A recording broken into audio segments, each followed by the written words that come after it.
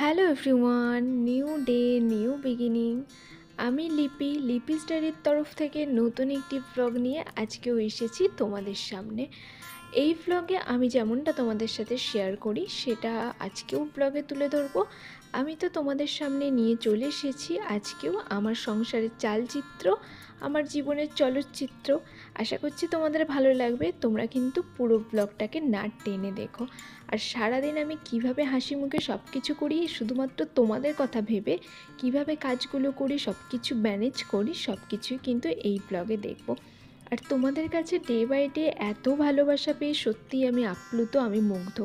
আমি জানি না এই ভালোবাসার দাম কি কোনো দিনও দিতে পারবো, নাকি দিতে একটু হলেও পারছি। তবু যারা আমাকে ভালোবাসা দিচ্ছ তাদেরকেও আমার তরফ থেকে লক্ষ কোটি ভালোবাসা। জানি ভালোবাসার কোনো পরিমাণ হয় না, তবুও একটা পেডিক করে তো বলতেই হবে, তাই এটা বলা। চলো স্টার্ট করি।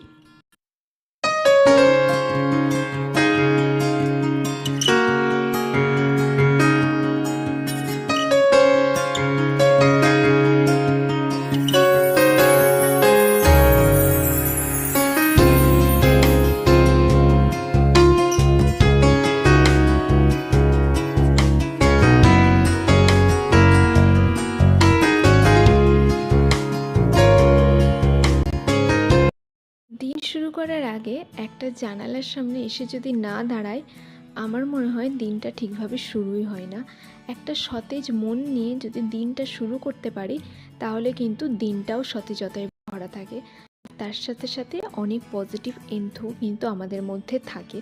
তো তার আগের রাতের দুঃখ, বেদনা সব কিছুকে শুধুমাত্র সুখটাকে নিয়েই পরের দিনের সকালটা শুরু করা উচিত। তো আমি তো এইভাবেই চলি। তোমরা কি কেউ আমার মতো করে চলো? যদি চলো অবশ্যই কমেন্ট করে জানিও। কথা বলতে বলতে তো সংসারের কাজগুলো অনেকটাই করে নিলাম। তার মধ্যে প্রথমেই থাকে বিছানা গোছানো, বালিশগুলো প্রত্যেক দিন সাজিয়ে রাখা, ডে বাই ডে যেদিন যেমন বুঝবো তেমনভাবে বেডশিট চেঞ্জ করা, পিলো কভার চেঞ্জ করা, এগুলো না এখন রুটিনের মধ্যেই এসে গেছে। আর এগুলো কিন্তু খুব রুচিবোধের পরিচয়ও বহন করে। বিয়ের সময় থেকে যখন আমার নামে এই আলমারি, খাট, ড্রেসিং টেবিল এগুলো কেনা হয়েছিল, তখন থেকেই এগুলোর প্রতি অনেক মায়া জন্মে গিয়েছিল। তো এখনও পর্যন্ত সেই মায়াটা কিন্তু একটুও কমেনি, বরঞ্চ বেড়েই চলেছে। প্রত্যেক দিন সেই জন্য এগুলোকে একটু ঝাড়পোছ করতে কিন্তু ভুলি না। যত কষ্টই হোক, যত সময়ই যাক, এগুলো মোছামুছি করে মানে সব কিছু করতে গেলে আমার মনটা অনেক শান্তিতে পরিপূর্ণ হয়ে যায়। তো এইগুলো ভালো করে মুছে নিচ্ছি। আর এগুলোর উপরে ধুলো দেখলে না আমার বুকের ভেতর প্রচণ্ড ব্যথা করে। ওই জন্য এগুলোর আমি ধুলো একদমই দেখতে পছন্দ করি না। কোনো খাটের কোণা থেকে কোণা, লাইন বাই লাইন সব কিছু কিন্তু আমি ধরে ধরে পরিষ্কার করি। কোনো দিন শেয়ার করতে পারি, কোনো দিন পারি না। আসলে না প্রত্যেক মেয়েদের কাছেই এই বিয়ের নামে কেনা ফার্নিচারগুলো স্বপ্ন। একদিন যদি ঘরে ঠিকঠাক করে ঝাড়া মোছা না হয়, ঘরে যে কী ধুলো হয় সেগুলো আমি এসেই বুঝতে পারছি। এই যে দেখো আমাকে কতটা ভাবে পরিষ্কার করতে হচ্ছে। এর পরের দিন কিন্তু এগুলোকে আমাকে ডিপ ক্লিনও করতে হবে। সেগুলোও আমি একটা স্পেসিফিক লিকুইড দিয়ে করি। সেটা কি, সেটা কিন্তু যেদিন করব সেদিন তোমাদের বলবো। তোমরা এই ফার্নিচারগুলো মানে প্লাইয়ের ফার্নিচারগুলো কী দিয়ে পরিষ্কার রাখো একবারে নতুনের মতো রাখতে? তো সেটা কিন্তু তোমরা যদি নতুন কিছু জানো অবশ্যই আমাকে কমেন্ট করে জানিও। আমি কী দিয়ে করি সেটা পরের দিন তোমাদের সাথে শেয়ার করব। আর এই যে ফুলদানিটা, এটা এখন আমি একটি কলিন দিয়ে পরিষ্কার করে নেব। এর ভেতরে যেহেতু একটা ডান্সিং বাম্বু ছিল, জলে রাখা হতো, সেই জন্য না একটা জলের স্পট পড়ে গেছে। ওটা আমি অনেকভাবে ট্রাই করেছি, বাট ওই জলের স্পটটা কোনোভাবেই উঠছে না। তার জন্য এগুলো আমি এখনও চেষ্টা করে যাই কলিন দিয়ে মানে একটু ফ্রিকোয়েন্টলি মোছার, যাতে জলের স্পটটা চলে যায়। জলের স্পটটা চলে গেলে না এটা একদম ঝকঝকে হয়ে যাবে। আবার বলে না যে কিছু কিছু খুঁত থেকে যায়, কিছু কিছু মানে এক একটা চাঁদের গায়েও কলঙ্ক থাকে, সেই রকম এটার গায়ে এটা বলতে পারে একটা কলঙ্ক। যদিও কলঙ্ক না থাকলে চাঁদকে যেমন ভালো লাগে না, তেমনি হয়তো এটা না থাকলেও ফুলদানিটা ভালো লাগবে না। তার জন্যে বেশি ঘষাঘষি না করে যতদিন এটাকে টেকানো যায়, যতদিন ভালো করে রাখা যায় ওটাকে বাদ দিয়ে সেটাই ট্রাই করছি। সত্যি আমরা এই মধ্যবিত্ত পরিবারের মেয়েরা কত অল্প জিনিসে সন্তুষ্ট হয়ে যায় বলো। এই আমাকেই দেখো, আমি এই একটা ফুলদানি ক্লিন করছি, তার পিছনে এতগুলো গল্প তোমাদের বলে দিলাম, তার পিছনে এত সুন্দর একটা ভিডিও নিয়ে ক্লিপ নিয়েছি। সত্যিই কি কোনো মানে তেমন মানুষদের কাছে বা তেমন কোনো পরিবার আছে যাদের কাছে কি এইগুলো সত্যিই কোনো ভ্যালু পায়? কি জানি না, বাট আমার কাছে তো পায় বলো। আর আমি জানি না যে আমার ভিডিওটা যারা দেখবে তাদের কাছে এগুলো ভালো লাগে কি না। এইগুলো কিন্তু আমার করতে ভীষণ ভালো লাগে, তার জন্য আমি এই ছোটো ছোটো জিনিসগুলো তোমাদের সাথে শেয়ার করি। আর শুধু আমার কেন, আমার মতো যারা আছে আমার মনে তাদেরই ভালো লাগে। আমরা যেমন এই একটা ফুলদানি নিয়ে দিনের কতটা সময় কাটিয়ে দিলাম, এটার পিছনে আমাদের কত ভাবনা চিন্তা যে এটার গা থেকে কি করে দাগ উঠবে, কীভাবে ক্লিন রাখবো।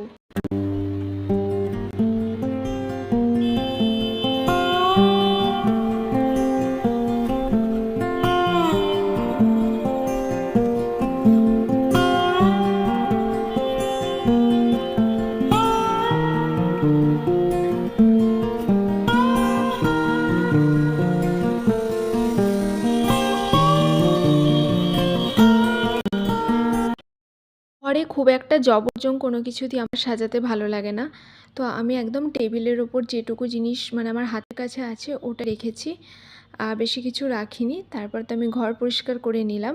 তারপর এখন খুব খিদে পেয়ে গেছে, আজকে ব্রেকফাস্টে হবে চাউমিন। চাউমিন কিন্তু আমরা অনেক দিন পর ব্রেকফাস্টে খাচ্ছি। আর ওয়েদারটা কিন্তু চাউমিন খাওয়ার মতো বলবো না, বাট না খাওয়ার মতোও নয়, তার জন্য আজকে রিস্ক না নিয়ে চাউমিন খেয়েই নিয়েছি।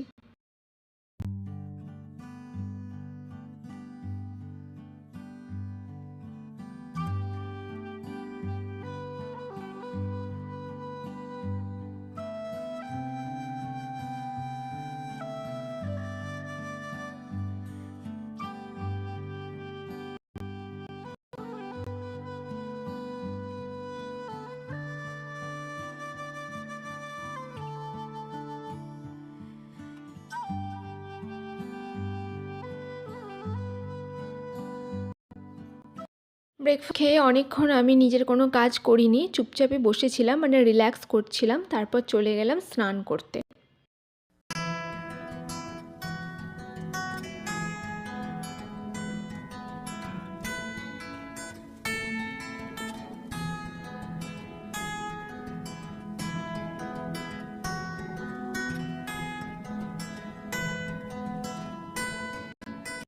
চলো, স্নান টান কমপ্লিট হয়ে গেছে। আজকে আর চুল ভেজাইনি, প্রচণ্ড গরম আছে, গরমের মধ্যেও আজকে ভেজালাম না, যেহেতু কালকে শ্যাম্পু বৃষ্টি করেছি। হবে, কখন বৃষ্টি হবে, কখন রেমাল আসবে, যদিও এটার জন্য অপেক্ষা করার মতো কিছু নেই। সুন্দরবন এরিয়াতে অলরেডি স্টার্ট হয়ে গেছে, প্রশাসন বারবার সতর্ক করছে। আমাদের এখানেও কাল থেকে মাইকিং হচ্ছে, দরজা জানলা বন্ধ রাখুন, ইলেকট্রিক পয়েন্ট বন্ধ রাখুন।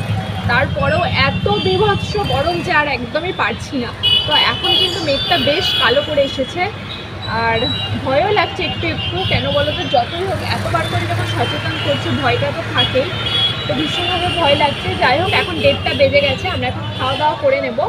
তারপর দাঁড়াও, বাইরের ওয়েদারটাও তোমাদেরকে দেখাবো যে কীভাবে কালো করে মেঘ করে এসেছে। তো চলো এখন খাওয়া দাওয়াটা খেতে বসে গেছি। আজকে হয়েছে আমাদের এই যে আলু ভাজা, কালকে যে বিরিয়ানি নিয়ে এসেছিলাম। ফরচুনেটলি কালকে বিরিয়ানিতে কেন জানি না দুটো বিরিয়ানিতে 3টে মাংসের পিস দিয়েছিল, ওরা ভুল করে দিয়ে দিয়েছে বা কী কারণে দিয়েছে এটা আমি জানি না। তো আমার কাছে এটা ভালোই হয়েছে। ওই মাংসের পিস একটা বড় ছিল, ওটা দিয়ে আলু দিয়ে ভাজা হয়েছে। আর হচ্ছে পুঁইশাক ডাল, যে পুঁইশাকটা কালকে মামার বাড়ি থেকে নিয়ে আসা হয়েছে, তো ওটা দিয়ে আজকে আমাদের লাঞ্চ মেনু। তো আমার তো ভীষণ খিদে পেয়ে গেছে, প্রথমেই খাবো এই যে এটা দিয়ে।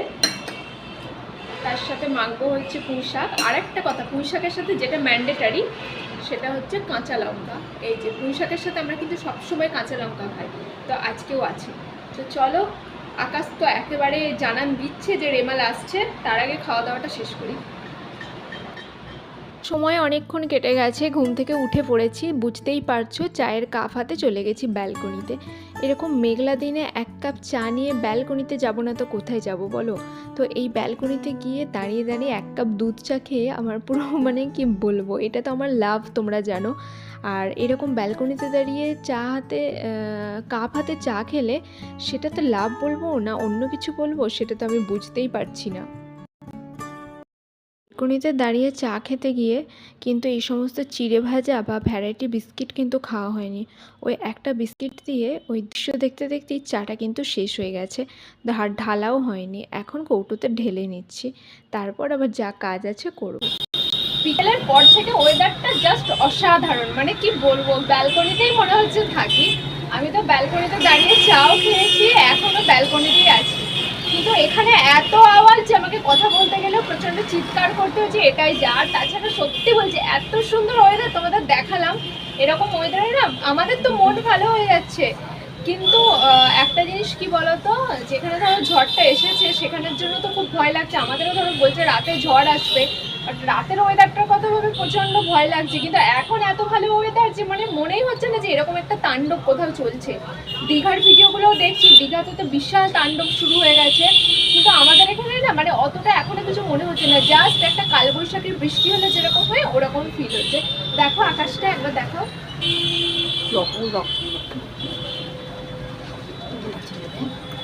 এই যে দেখো অপূর্ব, মনে হচ্ছে না যে আমরা আছি মানে এখানে। আমার তো পুরো ফিল হচ্ছে আমি যেন দার্জিলিংয়ে বসে আছি, এরকম ফিল হচ্ছে। দেখো কি সুন্দর, আমার তো পুরো দার্জিলিং দার্জিলিং ফিল আসছে।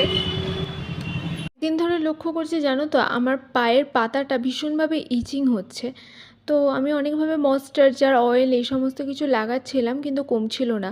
তো আমার কাছে একটা ক্যালামাইন লোশন ছিল, তো আমি ভাবলাম এটা একবার লাগাই। তো এটা আমি 2 দিন লাগিয়েছি, একেবারে কমে গেছে। আমার মাঝে মাঝে একটু ইচিংয়ের সমস্যা হয়, তো ইদানিং দেখছি আমার পায়ের পাতাটাতে হচ্ছে, তো এটা ভীষণভাবে ইরিটেটিং জানো। তো কি করা যাবে, তো একটু ক্যালামাইন লোশন ভালো করে মেখে নিলাম। তারপর আসার পর থেকে তো আর এই ব্যাগটা আমার মানে কি আছে না আছে বার করা হয়নি। প্রত্যেকবারই দেখা যায় কোথা থেকে এসে ব্যাগের ভেতরে একটা দুল, একটা ক্লিপ, একটা ইম্পর্টেন্ট কোনো একটা ধরো জিনিস সমস্ত কিছু রয়ে যায়, পরে আর কোনোভাবেই খুঁজে পাই না।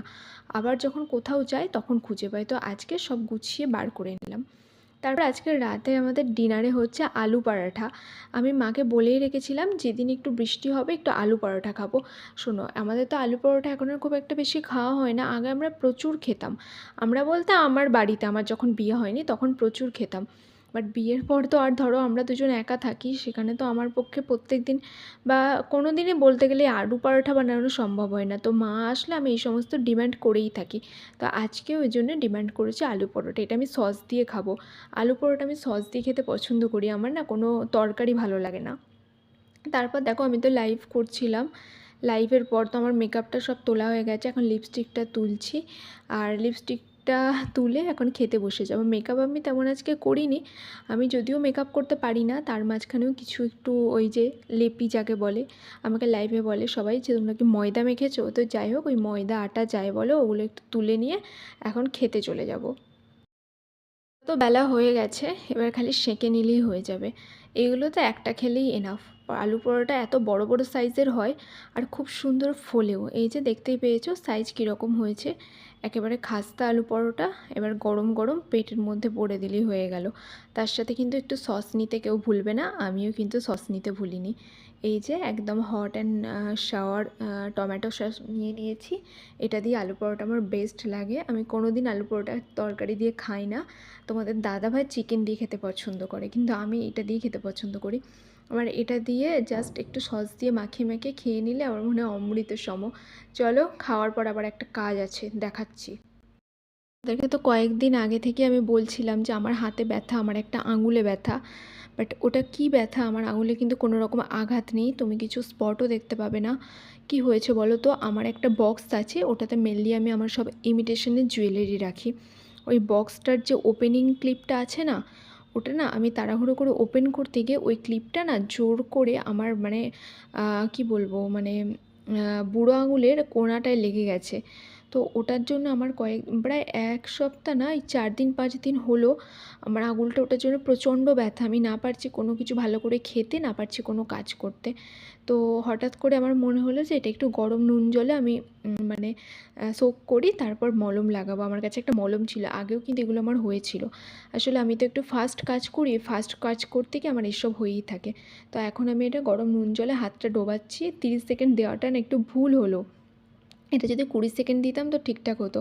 তো বিশ্বাস করবে না, এটা তো আমি 2 দিন পর ভ্লগটা দিচ্ছি। কদিন আগে আমার এই ভ্লগটা শ্যুট করা হয়ে গেছে। এখন কিন্তু আমার হাতের ব্যথাটা একেবারেই কমে গেছে এই নুন জলে ডুবিয়ে। মানে পাতি কথায় আমার কি হয়েছে বলো তো, আমরা যেটা বাঙালি বলি, আমার হাতে হচ্ছে জোরে ঘোঁচা লেগে গেছে। এটাকে আমরা ঘোঁচাই বলি। তোমরা কি বলো আমি জানি না। তো এখন এই মলমটা আমি লাগাবো। এই মলমটা লাগিয়ে গরম নুন জলে সেঁক করে আমার ওই ব্যথাটা একেবারেই কমে গেছে। এখন নেই বললেই চলে। এখন এই 20% মতো আছে, তাও তো কাল থেকে আমার আর নুন জলে এটা ডোবানো হয়নি।